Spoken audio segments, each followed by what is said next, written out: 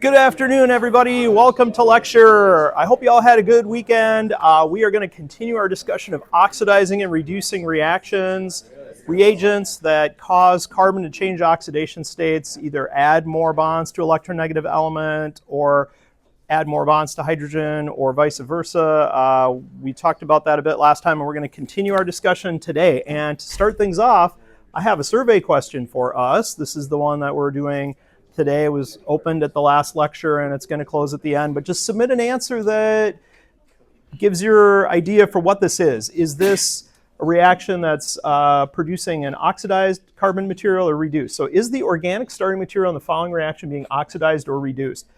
So what you need to do is look at where you started and look at where you ended and essentially count bonds to hydrogens or bonds to electronegative element. Okay, so what's changed here is carbon-carbon double bond has gone to carbon-carbon single bond with new bonds to hydrogens. So that carbon and that carbon in this molecule have one bond to hydrogen, no bonds to electronegative element. Go to the product, they have two bonds to hydrogens. Adding hydrogens is a reduction. So this is a reduction. The carbons in the starting material have been reduced on becoming product. If they had fewer numbers of hydrogens bonded, it would be an oxidation. Or if they had electronegative element bonded, it would be an oxidation. But this is a reduction. And when we look at the class statistics, we can see most people got it. It was by about a 2-to-1 margin or a 3-to-1 margin, which is good. People selected B over A. If you selected A, maybe it's just that you got it backwards and you knew what was going on, but you memorized reduction and oxidation in a reverse fashion. But just make sure you get that straight. Oxidation is increasing the number of CZ bonds or decreasing the number of CH bonds. And reduction, which is what this is increasing the number of CH bonds or decreasing the number of CZ bonds where Z is an electronegative element. So okay, it's new stuff, but eventually everybody's going to get 100% on this. So we'll just keep working on it. All right, I'm going to remind you of what we're headed towards in this chapter here. Oxidizing and reducing reagents, oxidizing and reducing reactions. These are all of the reagents and reactions we're going to cover in the chapter. The reducing reactions are up here, and then oxidizing is down here, and we'll work on those maybe a little bit later today, but especially on Wednesday and Friday, we'll hit these pretty hard. So last time, we talked about the first one. We talked about H2, hydrogen source, and then a catalyst, 10% palladium on carbon, that being used to do a reaction called catalytic hydrogenation, which is adding HH across carbon-carbon double bonds and triple bonds. This is one thing we didn't talk about, so we're going to mention that first. We're going to come back to this slide, and then we're going to talk about another application when we finish this reduction of triple bonds, another application of H2, hydrogen source, with a slightly different catalyst. So let's go talk about this, how these set of conditions can add hydrogen across triple bonds. And we'll discuss this. But first of all, do you have any questions about the catalytic hydrogenation of alkenes that we talked about last time, or maybe the survey question?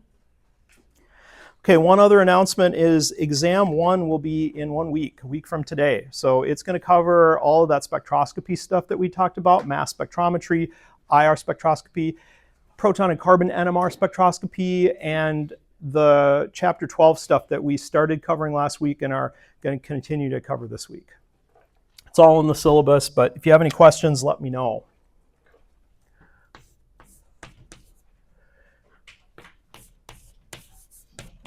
So hydrogen and palladium on carbon can reduce alkynes to alkanes.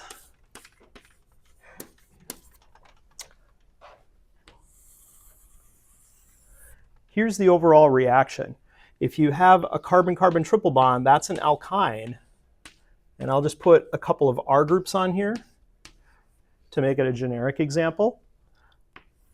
If you see this reaction, hydrogen and palladium on carbon, what is going to happen is it's going to add hydrogen twice across that triple bond. It has 2 pi bonds in it, the triple bond does, and they're both subject to reduction.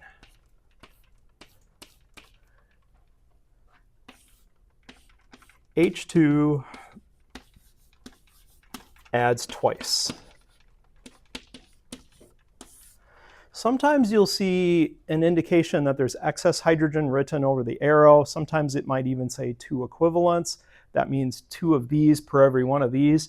But a lot of the time, you're just going to see hydrogen and palladium on carbon, and it's going to be understood that there's excess hydrogen in there and that there's enough to do the addition twice. So if you're counting hydrogens here, there's 2 up here, 2 down here. So there's 4 hydrogens that were added total. So 2 equivalents of H2.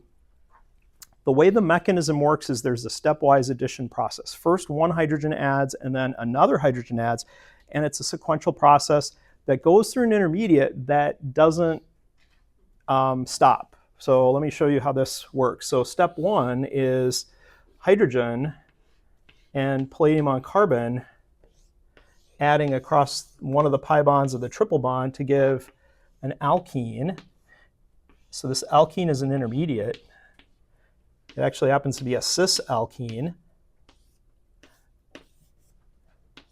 But then the thing is this is a reactive intermediate. We know from what we learned last week that alkenes react with hydrogen and palladium on carbon to reduce to give alkanes. So that reaction happens, and essentially these 2 reactions happen in sequence, and there's no way to stop with this catalyst here. It'll just go through this intermediate and on to the alkane. So bottom line is if you take a carbon-carbon triple bond and you just put hydrogen and palladium on carbon in it, you're going to reduce it all the way to the alkane. You go through an alkene intermediate, but you get an alkane as a product. And if that's what you want, that's fantastic. But maybe you'd like to get this cis-alkene intermediate and have it stop there. Yes, question? Is this process reversible? No, it's not, because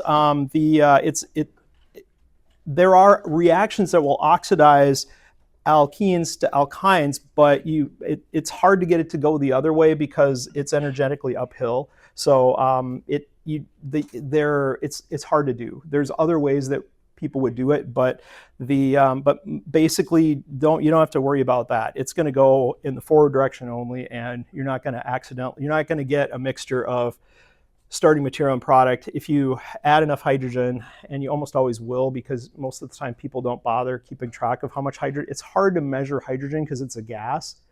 You can measure it by volume, but it's tricky. So usually just people run these reactions with like a balloon of hydrogen, or they'll put pressurized hydrogen in a vessel, and you don't know how much hydrogen you have except that you have a lot of it, and more than enough of it to do whatever reaction the catalyst wants it to do. So that's a good question. And that's the product. So there are ways to stop, though. There's one catalyst system that allows you to stop at that intermediate. It's this one right here. So if you want to stop at a cis-alkene, you can use hydrogen as your proton or your hydrogen source, H2 gas, but your catalyst has to be something different. And the thing that people discovered is if they take palladium and they poison it with quinoline, they can get a metal catalyst that has reduced activity. So I'm going to show you what quinoline is and what it does. Essentially what it does is it sticks to the palladium and it deactivates it somewhat.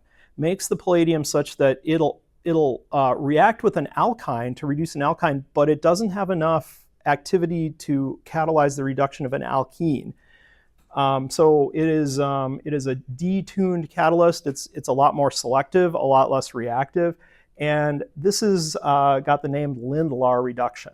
So when you see an arrow that has hydrogen, palladium, quinoline under it, or you see an arrow that has hydrogen and Lindlar catalyst, this is what they're talking about. It's the special palladium that's been deactivated to make it less reactive so that the reaction with an alkyne only happens once. And it is good at reducing alkynes, specifically to cis-alkenes, which is a good, useful trick to be able to do. So let's talk about this. So this is about Lindlar reduction.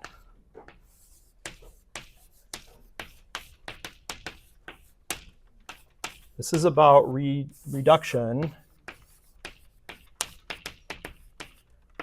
of alkynes to cis-alkenes specifically.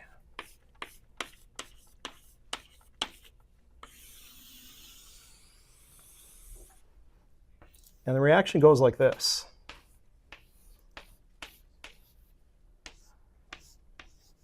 You start with an alkyne, and these R groups could be carbon groups, they could be the same, they could be different, there could be hydrogens there in place of R, so really pretty broad substrate tolerance. But the conditions would be something like this. It'd be H2, and then you would see palladium, and the quinoline molecule looks like this. It's two aromatic rings, or two six-membered rings fused together. One of them has a nitrogen in it. The nitrogen has a lone pair, and you might see the structure, or you might see the name, quinoline. And the thing about the quinoline is the nitrogen lone pair has an affinity for the palladium. So the nitrogen lone pair causes it to want to stick to the palladium surface, and that makes it hard for an alkene to bind there. Alkynes have a stronger affinity for palladium, so they're able to bind still, but alkenes really can't very well. So this makes the palladium only able to reduce alkynes. And the net result is that the first reduction happens where you get a cis-alkene, and then just by the nature of the catalyst, it can't react anymore.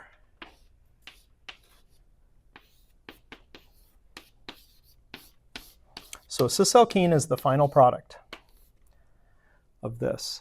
And you might see, like I said, you might see palladium and the quinoline structure, or you might see palladium and quinoline the name, or you might just see Lindlar, or Lindlar's catalyst.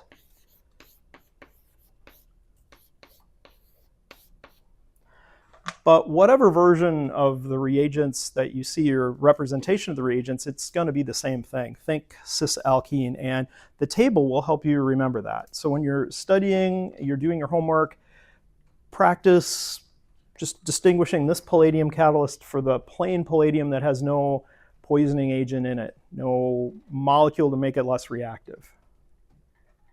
So that's the Lindlar reduction. Do you have any questions about that? It's just one new reaction to look at. Then there's another one that we'll talk about. And so we know how to make cis-alkenes from alkynes now. It turns out there's a way to make a trans-alkene from an alkyne, and it's the next entry in the table here. This is a reaction that uses reagents sodium metal, so sodium, Na, and the little zero up there means it's the metallic form of sodium. It's sodium in the zero oxidation state, which is metallic sodium. This is the stuff that if you throw it into water, it fizzes and it maybe catches on fire or maybe even explodes. So it's really reactive stuff.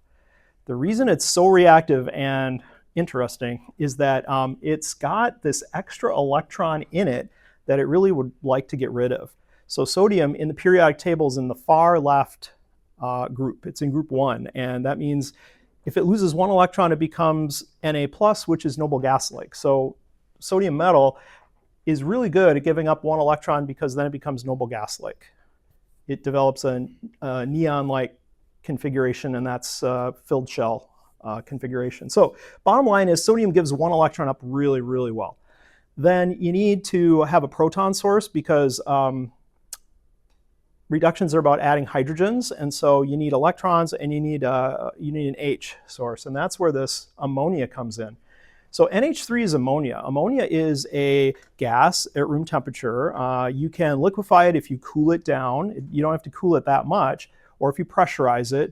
It gets used in agriculture a lot as a nitrogen source for fertilizer, but you can use it in reactions, and the way it gets done, usually, at least the way I've done it, is if you put the gas out of a cylinder and you put it into a chamber that's got a condenser that's kept really, really cold, like at dry ice temperature, the ammonia vapor will condense on the condenser and it'll drip into a vessel, and you can catch liquid ammonia in a flask. And then if you add sodium to it, the sodium actually dissolves in the ammonia, and the solution is a really brilliant deep blue color. It's really intense, like a midnight blue.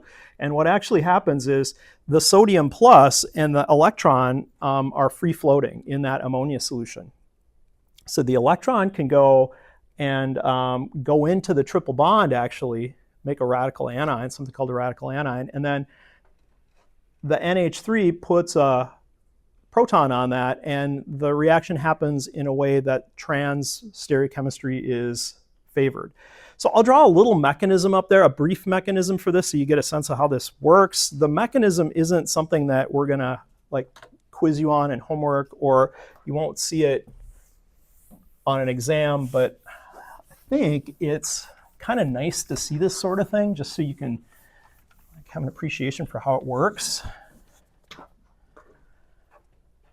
So this is called a dissolving metal reduction, because the metal actually dissolves.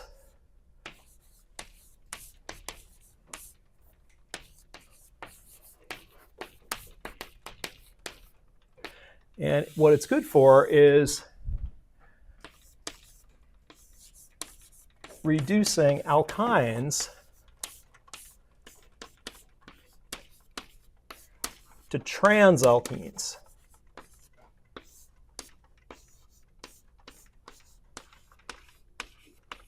Turns out it does a lot of other interesting things too, but this is the one thing we're going to focus on for this course, is how you can use it for this reaction. If you have a carbon-carbon triple bond, an alkyne,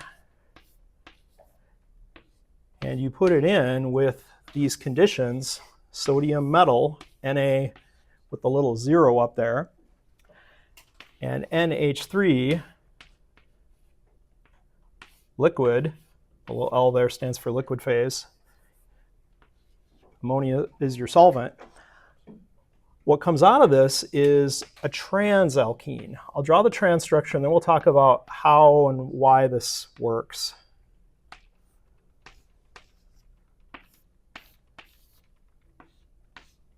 Just as a reminder, the reason we call it trans is that if you draw a line that bisects the double bond that way, and take note of what side the groups are on, the R groups here are on opposite sides of that dotted line. In the cis-alkene that we looked at with the Lindlar reduction, they were on the same side of the line. There's less steric strain in this arrangement, and that's the reason it adopts this trans configuration. So if you put an electron in to this molecule, you get something called a radical anion.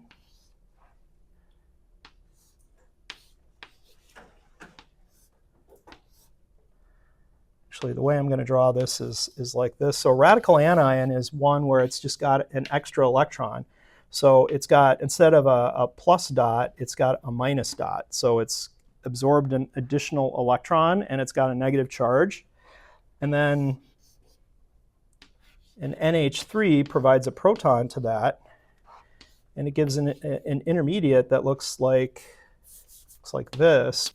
The big key here, and it's important to get this right, is that the R groups are on opposite sides of this dotted line, because that particular version of the intermediate has lower steric strain. So that's why it's going to select the trans stereochemistry. That's why trans comes out of this. So there's the intermediate, and then the last thing that happens is the ammonia provides a proton that gets abstracted by the carbon minus. So it's not critical that you remember the mechanism here unless you find it useful, unless you find it really helpful to remember.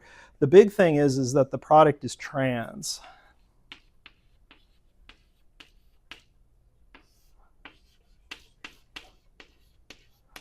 Gives a trans-alkene. So that's a dissolving metal reduction. And the reason all this stuff is useful is we've got a lot of like tools in our synthetic toolbox now for manipulating triple bonds and making them into alkenes. Being able to have access selectively to a cis-alkene versus a trans-alkene is a useful thing to be able to do. because as we'll see later on, those can be used as starting materials to give products with different stereochemistry. So it's a handy thing to be able to do. And think of these materials, these reagents, as being kind of like tools in a toolbox. And you break out the right tool for the right job. So if you need yourself a cis-alkene, one good reliable way to do that is to get a alkyne and reduce it with this condition, the Lindlar condition. If you want a trans-alkene, a good reliable way to do that is to get an alkyne as your starting material and then use the dissolving metal conditions instead. So manipulation of alkyne oxidation states, reducing alkynes is what these are really about. These two exclusively, and if you want to reduce it all the way to an alkane, just plain palladium will work. Yeah, you're going to get this table on an exam. And if you take a look at the old exams, every one of them has this as a handout. It'll be like towards the end. If you want to rip it off and use it and write on it or be inspired by it while you're doing questions, definitely. All right, let's do this one. This is lithium aluminum hydride, LiAlH4. This is a source of the nucleophile H-, which is hydride. It's a very strong nucleophile. The reaction name doesn't really have a specific name, but you'll see lithium aluminum hydride reduction is the words you'd likely see if somebody was describing this in words. And what it does is it's used to do SN2 reactions of alkyl halides and epoxides and opening reactions of epoxides. Substitution reactions with alkyl halides bring opening reactions with epoxides. So I'm going to talk about all of this over here, and we'll discuss what goes on with this reagent, how it works, and why it behaves the way that it does.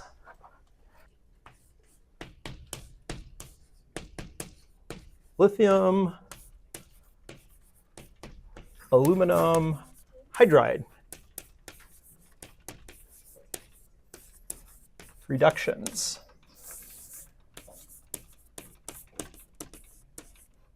Of alkyl halides and epoxides.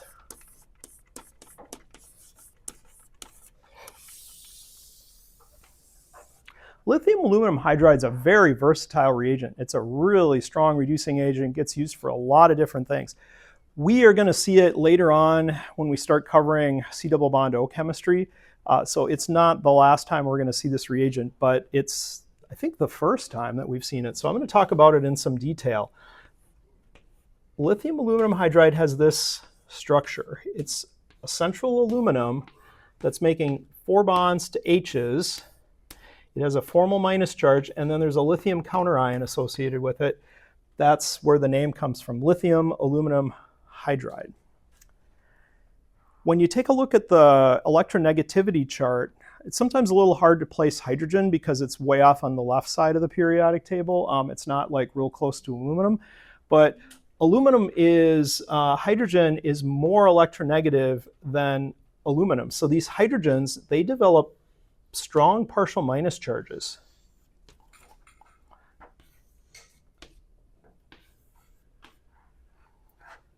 And that is a type of species called a hydride species. H-, let me just put that down here for reference. When you have an H-, it's an H with 2 electrons on it and a formal minus charge. This is called hydride.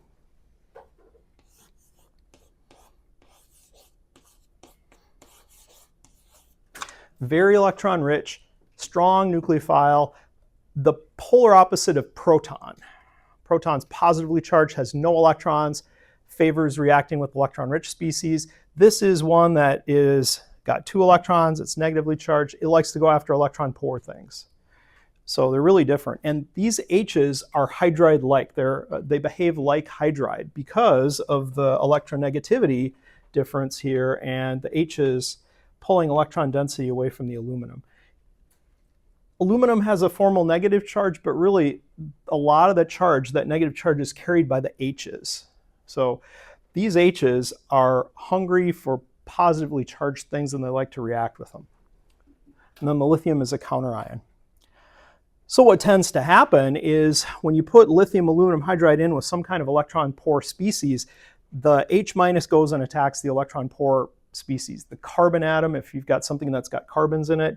So let me put an example of that up here, and we'll just follow through with the way that the reaction progresses. So as an example, imagine that your lithium aluminum hydride was placed in with ethyl bromide. We know bromine is electronegative, and it makes this carbon partially positive because it pulls electron density towards it. So this is a polarized bond. Carbon is partially positive, bromine is partially negative, and then if you feed it something that's negative like this, the H's, think of this as being like H minus. It behaves like H minus. It will take the electrons out of this aluminum hydrogen bond, and it'll go use them to make a bond to that carbon, and then the bromine leaves as a leaving group. And this is an SN2 reaction. The H behaves like H minus, behaves like a nucleophile. And in the product that you get out, you'll end up with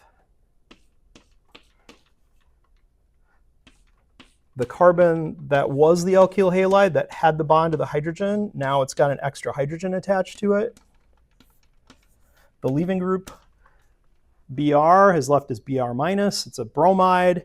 And then there's some aluminum species here as well. There's a lithium plus here that came from the lithium aluminum hydride.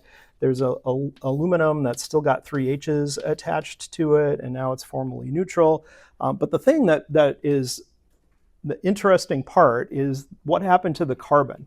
So if you keep track of this, I'll use a different piece of chalk here just to mark one of the carbons. I'm going to mark this carbon with an orange label. We compare that to what's going on here in the product. In the starting material, we had 2 bonds to hydrogen, a bond to carbon, and 1 bond to an electronegative element. And then in the product, we've got 1, 2, 3 bonds to hydrogen and no bond to electronegative element. So this is clearly a reduction. That carbon is reduced relative to what we started with. So that's why they call it a lithium aluminum hydride reduction, because it's reducing the carbon that it's attacking. And it's just an SN2 reaction. So let's maybe look at another couple examples of this, and then we'll talk about the epoxide opening. You know, it's an SN2 reaction, so all of the SN2 reaction details apply. All the important stuff that we learned about SN2 reactions needing to work, they still apply here. So let's just talk about those briefly. Okay. So requirements for SN2.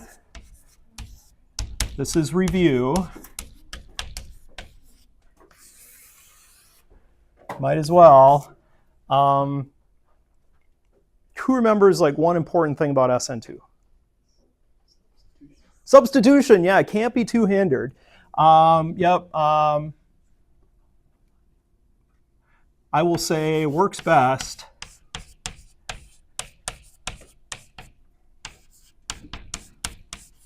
with methyl and primary alkyl halides.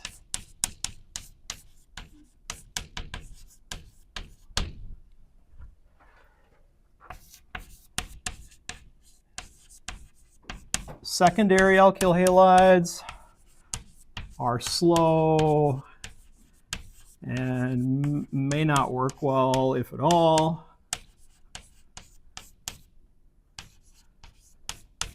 And tertiary alkyl halides don't work at all.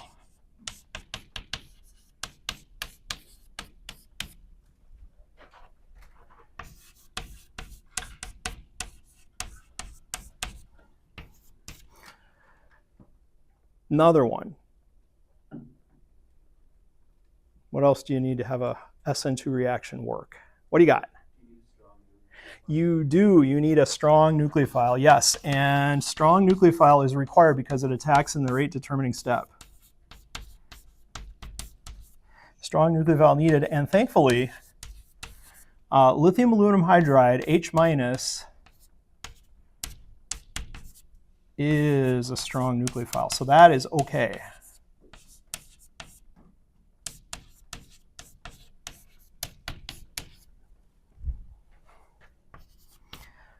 You also need a good leaving group.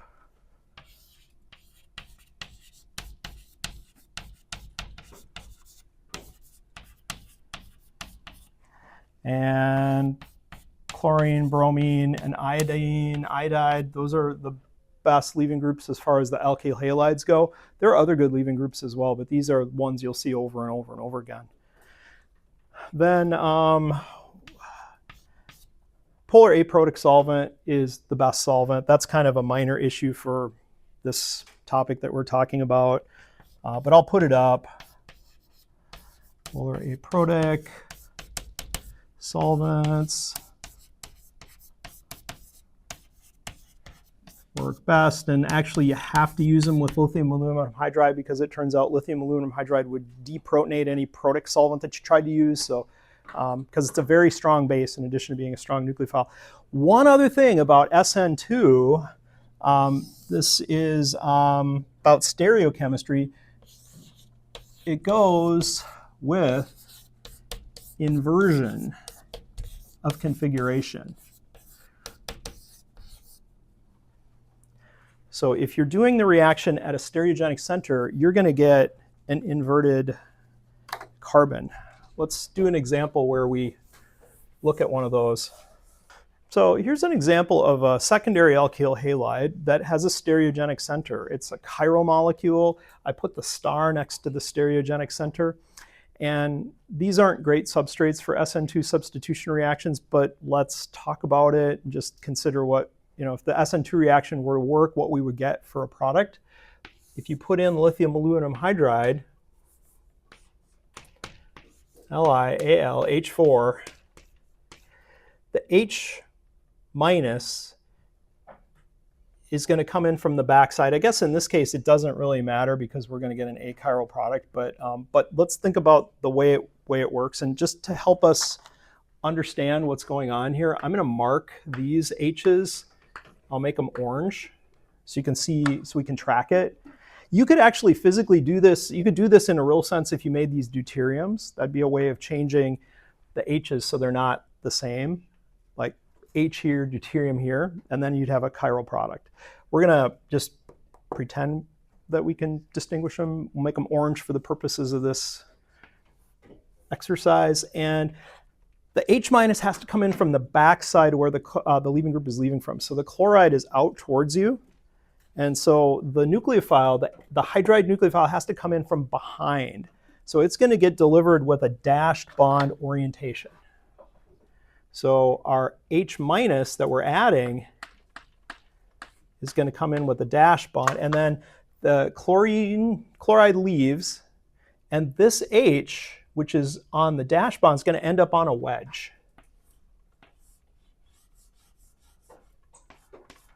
So that's the product. And then you'd also get a lithium chloride and AlH3. So it's an inversion process because it's an SN2 reaction. Now, one other thing just to get you oriented to what you might see in homework, sometimes you'll see with these lithium aluminum hydride reactions that they'll put in lithium aluminum hydride in step 1, and then in step 2 they will put in water.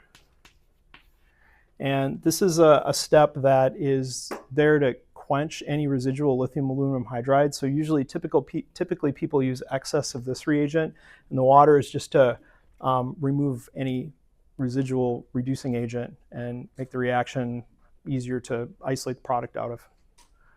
So you may or may not see a step 2 here. You don't really technically need a step 2, but you might see one. All right, alkyl halide reduction. Any questions about the SN2 reactions of alkyl halides? All right, let's talk about epoxide opening. This is another type of SN2 reaction, but it is with an epoxide, so the results are a little different. We talked about epoxides and epoxide opening reactions with strong nucleophiles in Organic Chemistry 1 when we were doing chemistry of alcohols, ethers, and epoxides. And the version of the textbook we're using, it was chapter 9, towards the end of the course.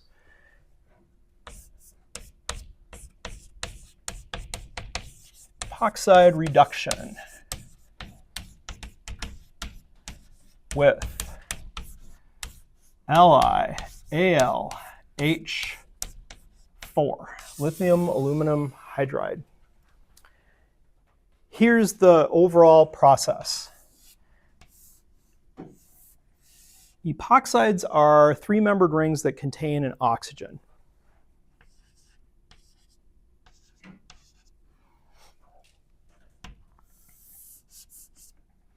And the way these reactions are going to be done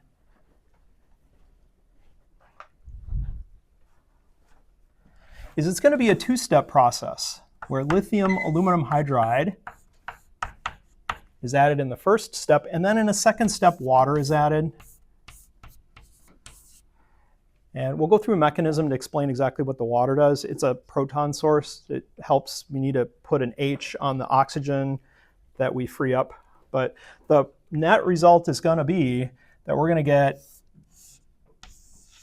an alcohol. I'll put in H's on this epoxide.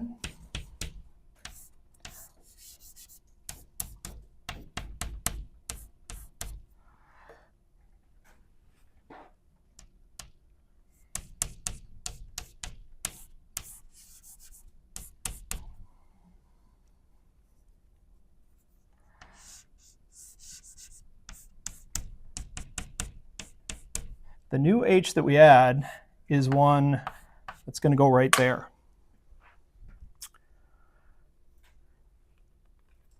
And then we're going to get a lithium plus, and we'll get aluminum AlH3 and all of that. But let's talk about the mechanism and how this works.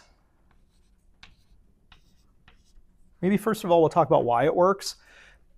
Oxygen is generally not a great leaving group. We don't even consider it a good leaving group most of the time.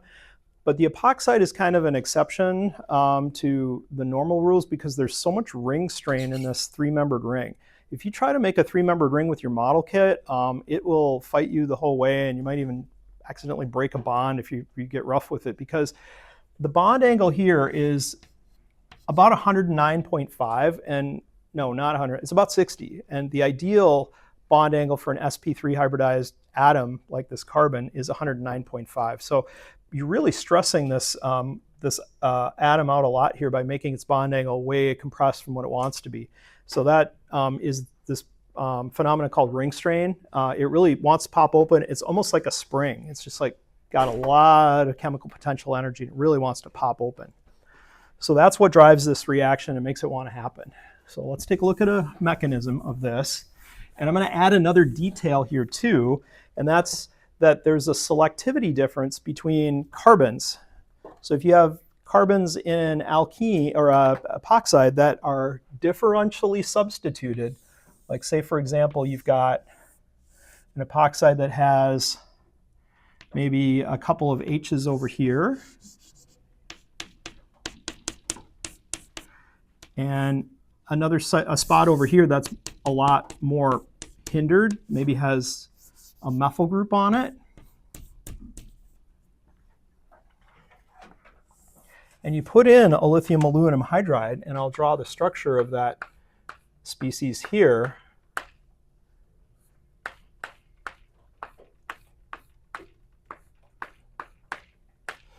Remember, the H's have a strong partial negative charge, and both of the carbons of the epoxide have a lot of partial positive character.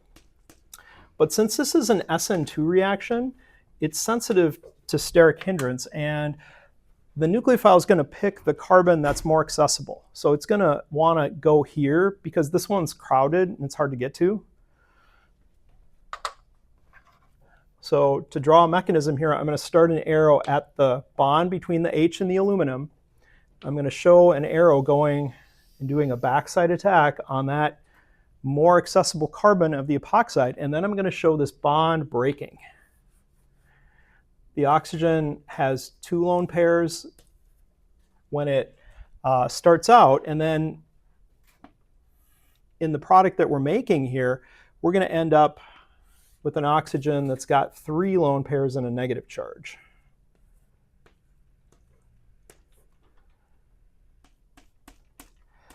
And in this reaction,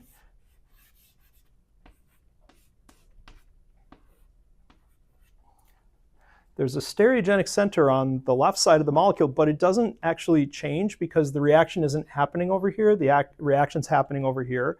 So we're getting inversion of configuration at this carbon, but it happens to not be a stereogenic center in this case. So what we're going to see over here is we get our H attached there, our inverted carbon is the one on the right, and that's an intermediate. Lithium aluminum hydride has a lithium, and there's a lithium cation then that would be present in this intermediate. So that's really the reduction part of the reaction. That's the interesting part. The last part is you add water in a step 2. So the H2O is simply to add a proton to this O-. So pair of electrons in the O- grabs an H off the water. Remember, water is got it's an acid because it's got a H that's got a strong partial positive charge on it. So this O- can grab that H, that makes a different O-, and in the end what you get is an alcohol. Neutral alcohol.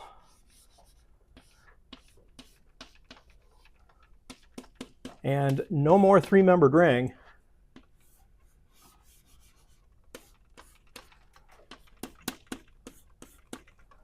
But one of the carbons has gotten another bond to a hydrogen, which I'm indicating here with orange hydrogen. You won't always see all the dashes and wedges drawn in. In fact, you probably wouldn't if there was no stereochemistry in the molecule. And yeah, you might not see the whole mechanism drawn out. In fact, you probably wouldn't, but you'll see a lot of reactions where the question will give you an epoxide. It'll say lithium aluminum hydride, step 1, step 2, water, predict the product, major product. So what you got to remember is this is a strong nucleophile, it's a hydride source. The hydride goes after the more sterically accessible carbon of the epoxide, the one that's less hindered, because it's an SN2 reaction. So it attacks there with inversion of configuration. So kind of a blast from the past. It's like review of chapter 9, concepts epoxide opening, just with a specific emphasis on this as a new type of nucleophile. So, you know, kind of new, but kind of review at the same time. So any questions about this process, the ring opening of epoxides? The two things that lithium aluminum hydride is going to do in this chapter, this portion of the course, is attack alkyl halide carbon and reduce it, or attack epoxide carbon and open it. So that's the two contexts you'll see, and then later on in the course, we'll see it doing some different stuff. It's a really versatile reagent and it gets used a lot.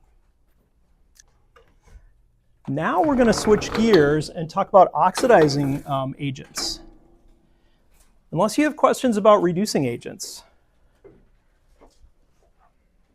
Probably no questions about reducing agents yet. But as you go through the problems and you run into things that are confusing or not clear, let me know and we'll talk about it. All right, now we're going to transition and talk about oxidizing agents. I'm going to scroll up here so I can get them all on the screen at once. And remember, you don't have to memorize these because you're going to have the table. But you need to know what they are and how they work. And I'm going to give you a brief introduction to why they function as oxidizing agents and what oxidizing agents do. Oxidizing agents, the unifying features that you'll see, the things that make them all kind of behave the way they do, are that they'll either have a weak ZZ bond, where the Z's are electronegative elements, or you'll see a metal in a high oxidation state. So ZZ type bond would be oxygen-oxygen single bond, for example. Those bonds tend to be really weak, and replacing them with other bonds that are stronger, there's a strong driving force for reactions like that to happen. So here's our first example of an oxidizing agent that we're going to see in this chapter. This is something called a peroxyacid. Peroxyacid. It has a weak OO bond, which is right here.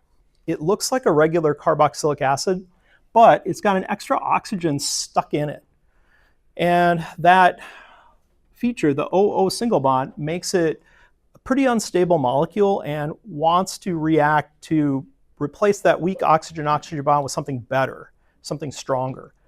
And it reacts with alkenes, and it does a reaction called an epoxidation. That's oxidizing alkenes to give epoxides. So this is a synthesis of the three-membered ring with the oxygen in it.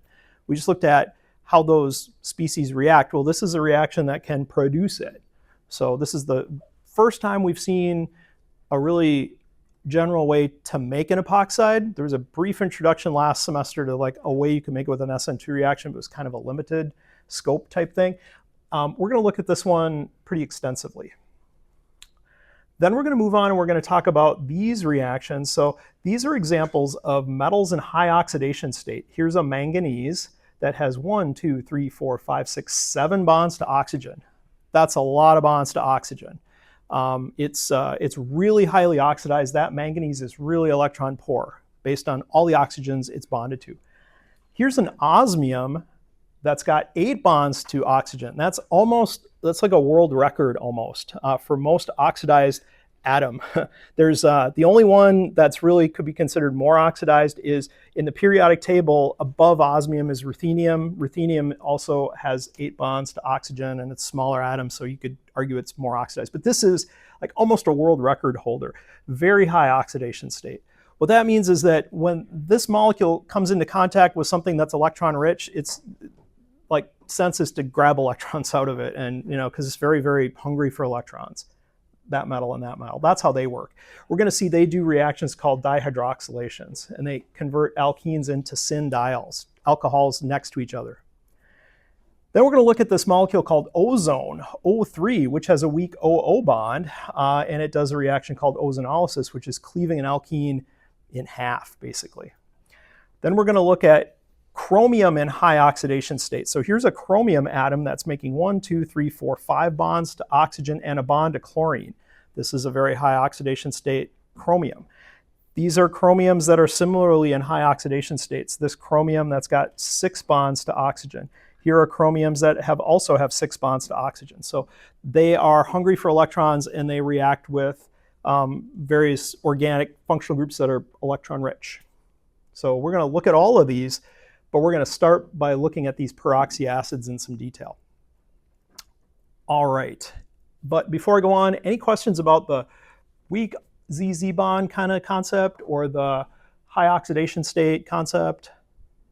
I should tell you that in the lab that we're doing tomorrow, if you're in the lab, we're going to be working with a molecule that has a weak ZZ bond. We're going to be working with bleach. So let me just quick give you a look at bleach, household bleach, which I'm sure everybody's probably used at one point. Bleach is a pretty powerful chemical, actually. And just out of, general curiosity or interest, this is its structure. It's sodium hypochlorite, and it's got this weak oxygen-chlorine bond that is gonna be what makes it act as an oxidizing agent. And we're gonna work with this to do a reaction tomorrow in lab, if you're in the lab. All right, let's talk about the species of interest, this peroxy acid. So bleach is interesting, but let's talk about peroxy acid. So the peroxy acid has got the C double bond O, it's got an O, O, H. And then it has something else, an R group. And that R group could be many different things. You will see a lot of variations on R. Sometimes you'll see R written as simply a methyl group.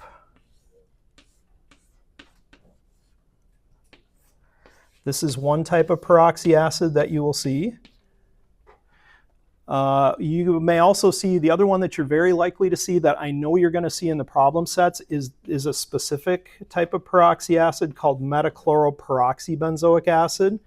And it looks like this. It has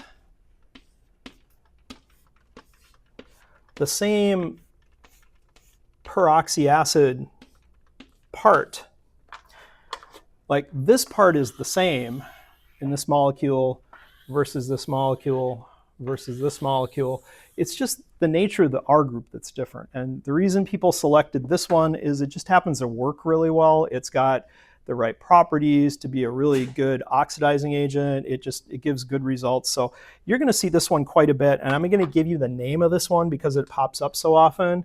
The full name is meta-chloro-peroxy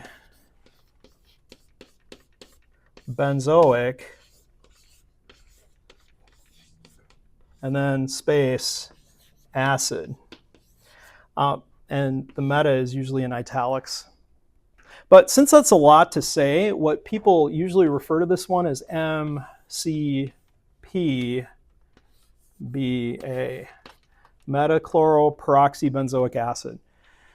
And I'm not going to require you to memorize this. On an exam, I would give you, if I gave you the abbreviation, I would also give you the structure, just because I don't like to require people to memorize abbreviations. It's just doesn't seem like a good use of brain space.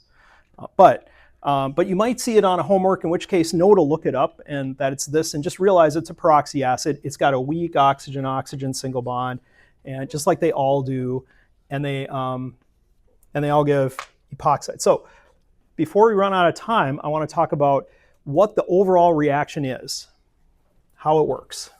So here's how epoxidation of alkenes works. You start with an alkene, which contains the carbon-carbon double bond. And in this case, I'm going to use a generic example that doesn't have any specified substituents. And then I'll put in a peroxy acid of some sort. This will be a generic example that has an R group in place of any specific organic group.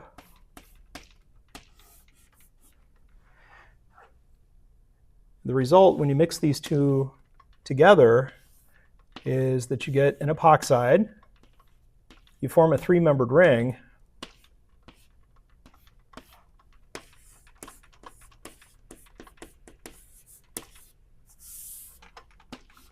And you also get, as a coproduct, a regular carboxylic acid, like this. So if you keep track of what's happened here, we've broken the weak oxygen-oxygen single bond, and one of the oxygens of the peroxy acid has been transferred to the carbon system, to the alkene, what was the alkene, and is now part of a three-membered ring. So that's the epoxide. And next time we'll talk about the details of the mechanism and explain exactly which oxygen it is, and we'll go through a transition state and push some arrows to show how the electrons move. But that's epoxidation of an alkene using a peroxy acid.